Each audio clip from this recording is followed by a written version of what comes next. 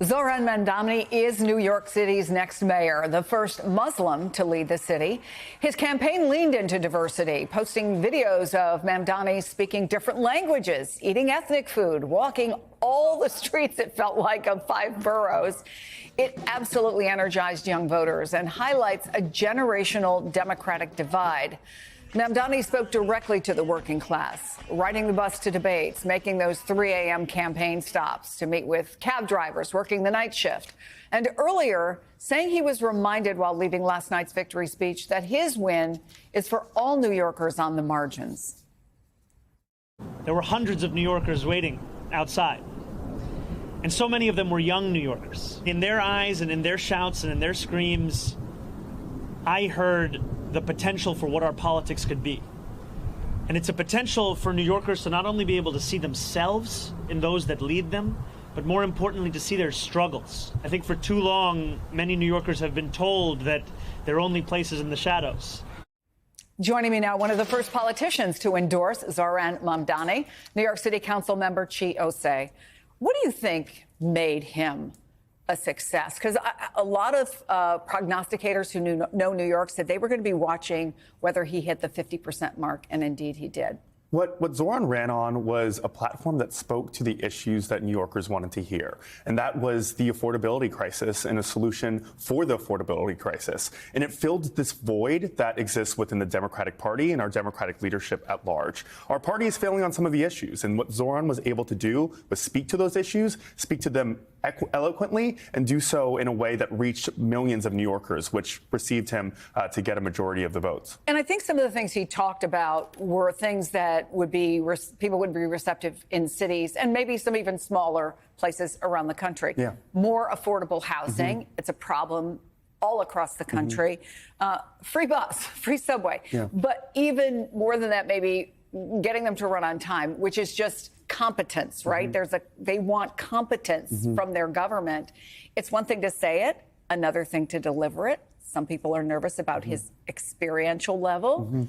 Can he do it? I absolutely believe that Zohran will be able to do it because look at what's happening with Donald Trump. Will he have the support, for example, of the council? Will he have the support of the various agencies? Through this election, Zohran won with a mandate, and with this mandate, it will send a message to whoever the next speaker candidate will be, or whoever the next speaker will be, whoever the next governor will be. We're already seeing Kathy Hochul say that she wants to support universal child care, or at least make child care more affordable.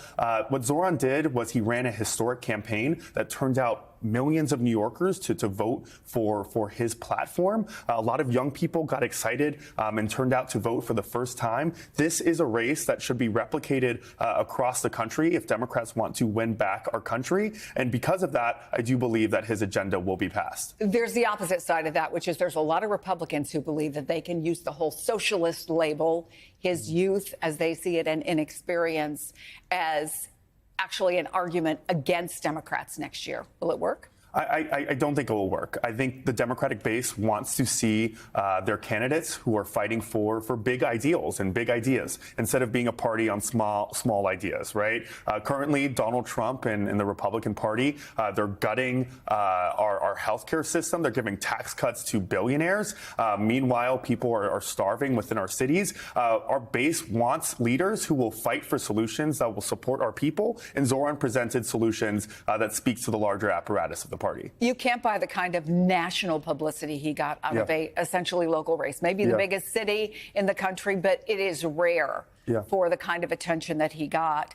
I guess the question is, since you know him, do you sense he's feeling the pressure? I think he is aware that the pressure exists, but I don't think that pressure is deterring him. Zohran is entering into this mayorship with a co-governance model, with a movement of people behind him.